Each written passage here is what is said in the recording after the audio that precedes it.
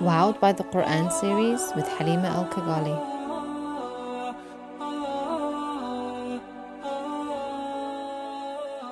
Assalamu alaikum, Halimah here. Jazakallah khairan for taking the time to join me again today. It's good to have you back. You are listening to episode 3 of my Wowed by the Quran series entitled Yes, I'm a Woman, So What? So for this episode, I'm actually going to go straight into sharing the particularly beautiful verse that stands out for me in this third juz. It's a verse that is full of amazing practical solutions to a very real and common problem that a lot of us face in our personal lives today. And it's actually among some of my personal favorite verses of the Quran also. And this verse is verse 36 of Surah Al Imran, and it reads as follows.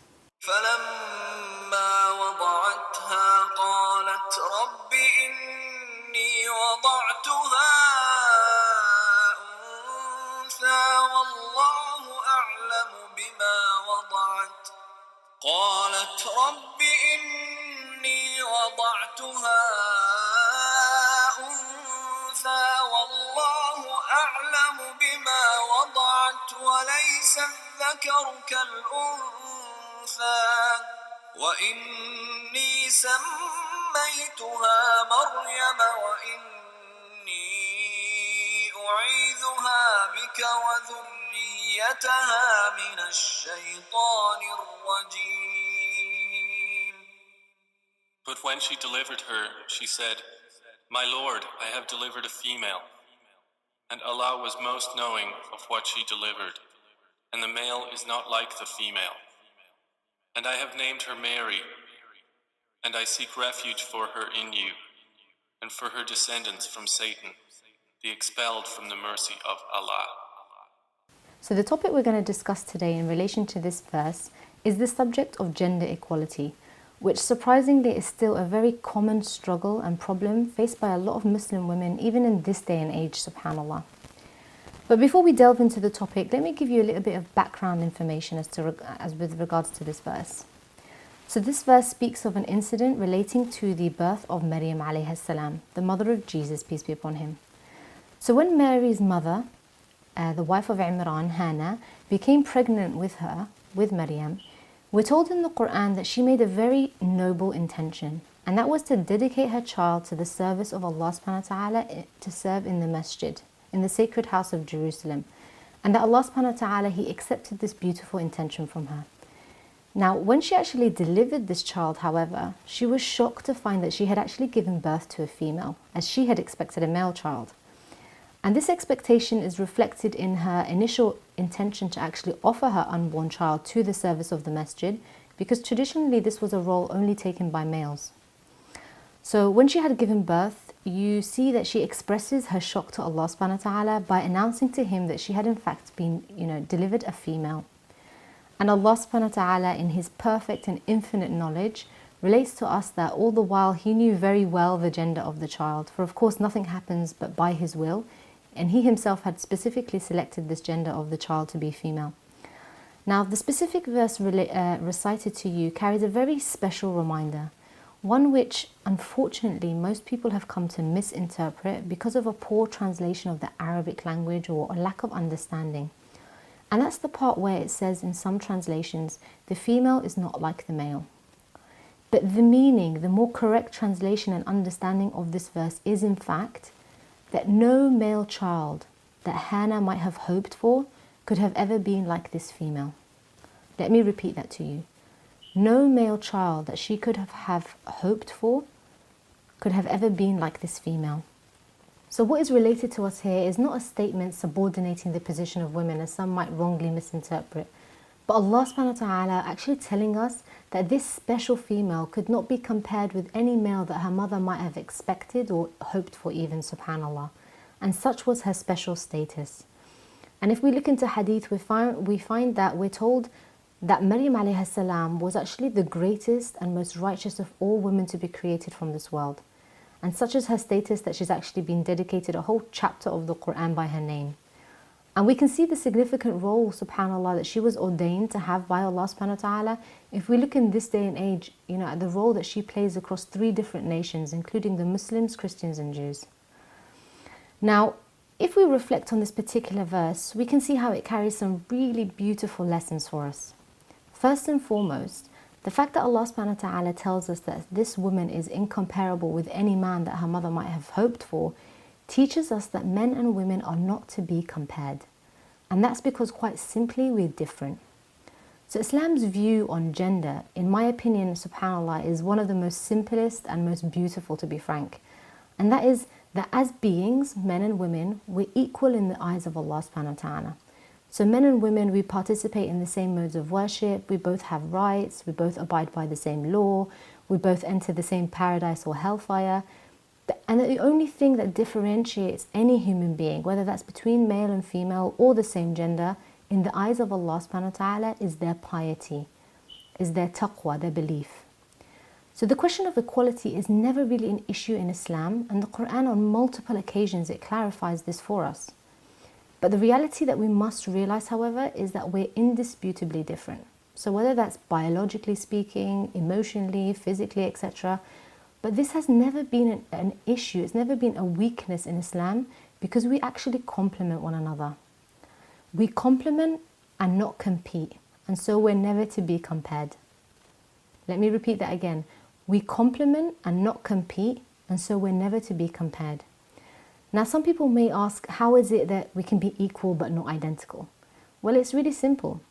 For example, if I was just to walk around in my home right now and was, told to pick up two unidentical objects, so one, they could be different in shape, color, or purpose even, but when I put them on the weighing scale, they could be equal in weight, right? So as Muslims, it's our belief that men and women are equal in the sight of Allah subhanahu wa ta'ala, but we're just not identical. And it's important that I say this in this day and age, that we're not to be compared, because a lot of people seem to think that if something is equal, then it must also be the same, which is completely not true.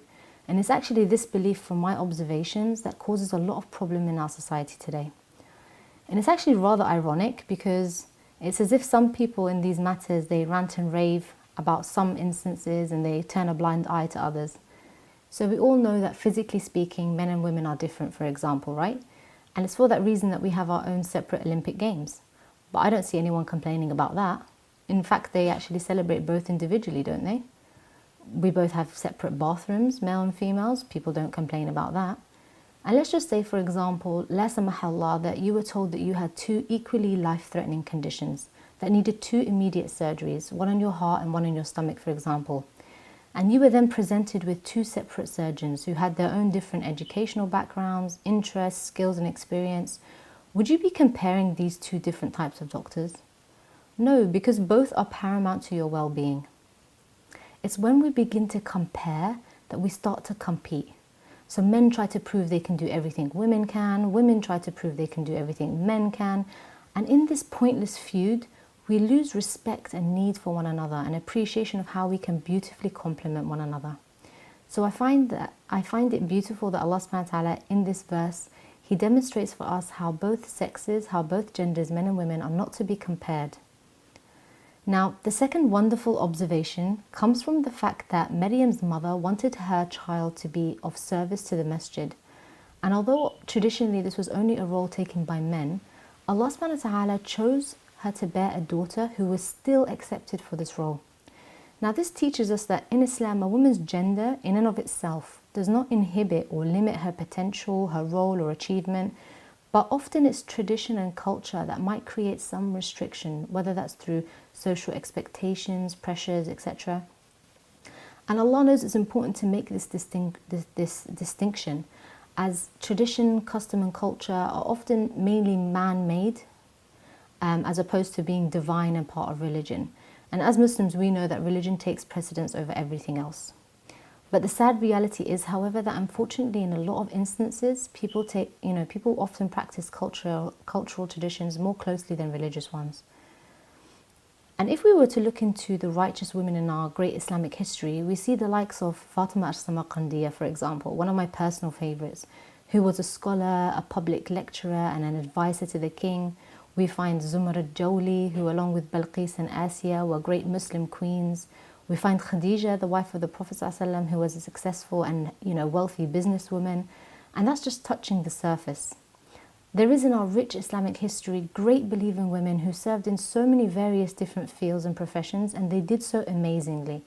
Whether that was in politics, medicine, Islamic education, the military, social matters, you name it. And subhanAllah, their gender was no hindrance to them. So it's important we know the difference between tradition and religion, both for ourselves and our society, and to also correct any common misconception to the outside world too. And if we don't, then we will wrongly see Islam as insufficient, lacking in some way, or feel the need for some sort of man-made intervention to develop it or to fill up any gaps that we might assume exists. For example, I feel some Muslims try to do this in this day and age with the feminist movement, for example, which seems to be on the rise and quite popular even amongst the Muslim community. And yes, to be honest, it does concern me because although I encourage women to learn and live according to their rights, to enjoy the freedom of equality, etc., I believe that this is best done through the revival of Islamic education, as I'll come to in a minute, because Islam provides this equality and freedom in ways that nothing else can, because quite simply it's perfect. And Allah subhanahu wa ta'ala tells us this in Surah 5 verse 3, where He says, "This day I have perfected for you your religion and completed my favor upon you and chosen for you Islam as your religion." And I believe that that ideal that some of these Muslim women who are part of this movement or various other movements, the ideal that they seek doesn't need to be achieved through any man-made means other than Islam, because in being a man-made creation itself with its own opinions and principles, etc., it will never be free of fault like Allah's divine religion is. So there will naturally come other problems as a result. So if we stick with the movement of feminism as an example, you see this unhealthy concept of comparing and competition, practiced, and ironically many in this movement even question our basic principles of hijab, etc., which is not just a grave misunderstanding but quite frankly ridiculous. And I believe that the main reason that we need to really think and be conscious of seeking things through means other than first and foremost correctly educating ourselves in the true Islamic teachings of Islam is because whether we're conscious of it or not, we're actually advocating that the deen of Allah subhanahu wa ta'ala is somehow incomplete or insufficient in tackling, resolving and providing long-term permanent solutions for such problems of society, when itself Islam came as a complete package for society. And this, I believe, is not just dangerous for our own faith, but it's corrupting to what we're particularly teaching to our youth about Islam, and it's also unjustly and it's also an unjust misconception that we're spreading to the wider non-Muslim community too. And this is something that will create far more problems for us to deal with later on in the future. So aside from these beautiful lessons, what's the solution to this problem of inequality suggested by the Quranic verse itself? Well, I believe that the answer is highlighted by the fact Allah subhanahu wa ta'ala told us that He already knew what the mother of Maryam was carrying, that Allah subhanahu wa ta'ala already possessed the knowledge of the baby's gender. So the answer is knowledge. It's all about knowledge. Now for ourselves, I'm not talking about the kind of knowledge that belongs to Allah subhanahu wa ta'ala as part of the ghaib. I'm talking about true knowledge of Islam that Allah subhanahu wa ta'ala taught us through the Quran and Sunnah. Because it's when we educate ourselves, this is when we remove and we free ourselves from the shackles of ignorance, oppression and injustice. It's where we can better distinguish between truth and falsehood. It's with educating ourselves in our religion that we learn what's truly important. And that's not that men and women are different, but it's about having taqwa and piety. And we see laid out for us clearly the best, easiest and most enjoyable path to live, inshallah, in this world, in equality with, in harmony and equality with one another. And it was for this reason, subhanAllah, that knowledge and education is incumbent upon all the believers, whether male or female. So I ask Allah subhanahu wa ta'ala to increase us in knowledge that will benefit us, to guide us towards attaining stronger levels of taqwa and faith. And inshallah, let's just take this opportunity to thank Allah subhanahu wa ta'ala for the wonderful gift of the Quran, which we can relate to and we can draw much benefit to our personal lives, alhamdulillah. So my name is Halimah. You've been checked into Quran Rehab's Wowed by the Quran podcast series, episode 3. So until tomorrow, inshallah, take care.